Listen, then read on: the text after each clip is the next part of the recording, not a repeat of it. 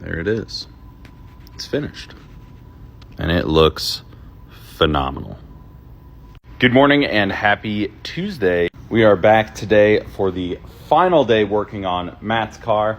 It's pretty much all finished. I just need to do a couple small things, but I want to show you the car because it's one of the cleanest 04s we ever get in here. And so let's look at it. So again, it is an 04 STI. And if you're ever curious on how to tell the difference between an 04 and an 05 STI, is the 04s don't have the plastic over fenders on the rear quarters. I'll show you what I'm talking about real quick. Over here on Justin's car, you can see the 05 to 07s all have these plastic over fenders, and they do look good, but they break the tabs. Of course, these cars are car locked. They break the tabs on them all the time. So very often you'll see Subarus with this and it'll have a gap here because the tabs are broken somewhere and they start to poke out a little bit. So honestly, for that reason, I sort of prefer the 04s because it just looks so much cleaner without it. Another giveaway to the 04s is they have 5x100 hubs where all the other STIs have 5x114. All right, let's get into the meat and potatoes here. Before, this car had an FP Black with a ETS front mount, piston rod engine. I don't know if we did any head work. I can't remember. It was like 2 years ago. And other simple mods. I think it made like 500 and change horsepower. And that was with the stock 04 STI transmission.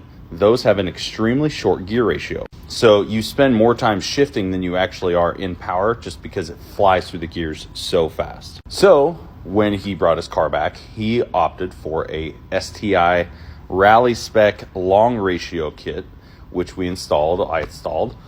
So much taller gear ratios. It's the tallest gear ratio of any OEM gear stack. And we've trapped 160 in the quarter mile, I believe, with that gear set. So that's perfect. And that's also only using fourth gear. We don't go into fifth gear on drag cars with our Subarus. We don't do that. All right, and now here's the engine bay. Sorry to keep you waiting. So we went with the red Corsa Veloce billet intake manifold. Precision 6266, titanium charge piping, tile blow-off valve. We have a precision wastegate down there. First time using a precision gate. It was really nice, and honestly, I like the fit a little bit better than the tile, not gonna lie. Matt also opted for a brand new OEM engine harness. These cars are 20 years old now, and believe it or not, the actual connectors do have a service life. They do have a specific number of times that the OEMs consider you can plug and unplug it before it starts to wear out and become faulty. So brand new OEM engine harness.